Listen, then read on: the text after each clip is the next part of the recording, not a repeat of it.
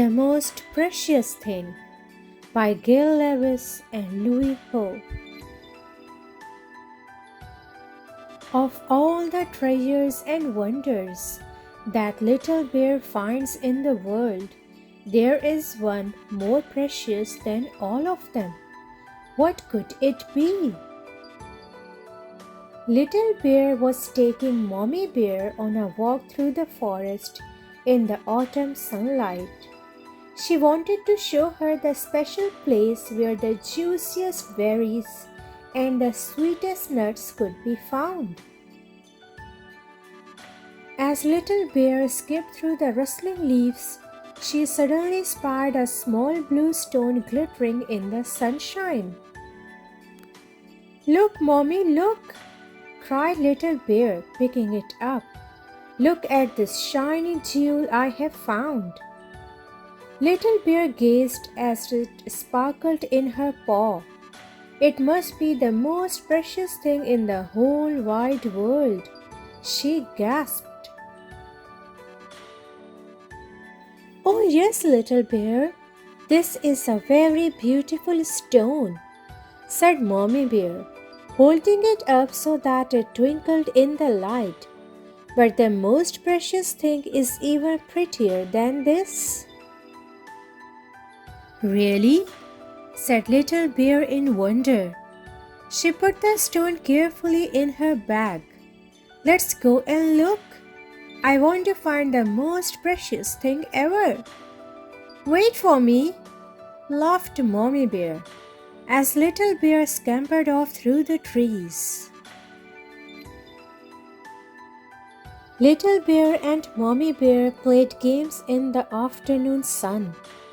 They tried to catch the seeds that spun in the breeze, and Little Bear kept looking for something prettier than the little blue stone.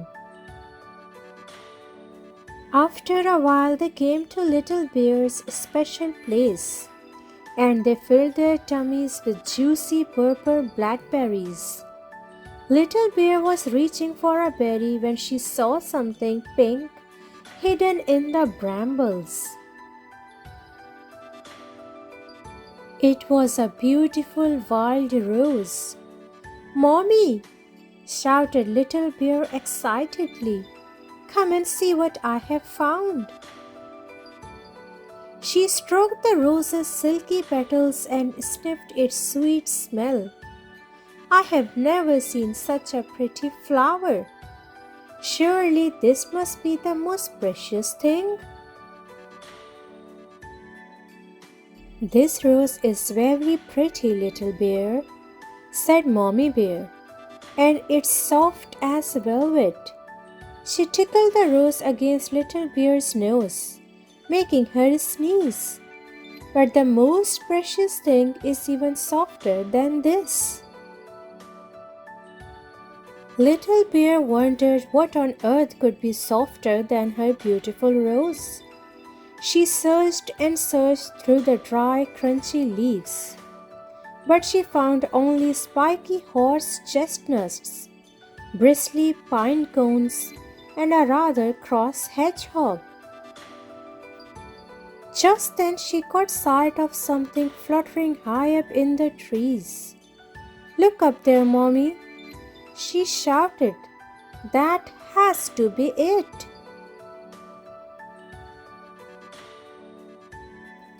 Mommy Bear lifted Little Bear up into the air.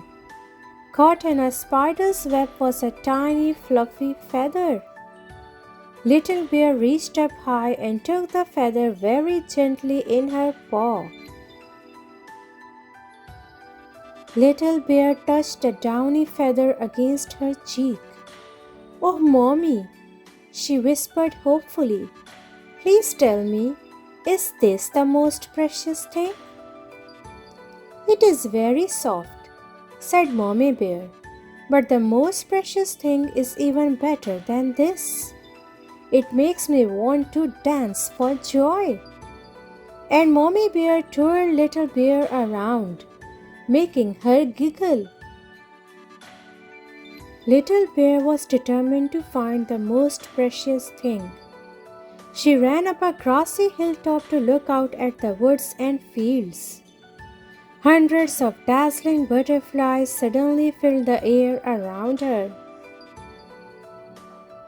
One of the butterflies landed lightly on her paw.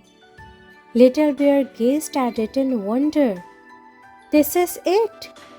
she sang out happily. "At last I have found the most precious thing in the whole of the big wide world."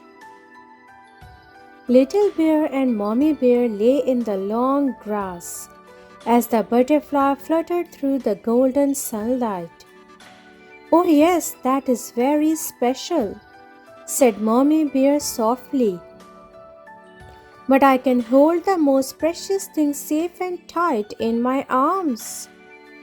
"Oh, please tell me what it is," said Little Bear impatiently.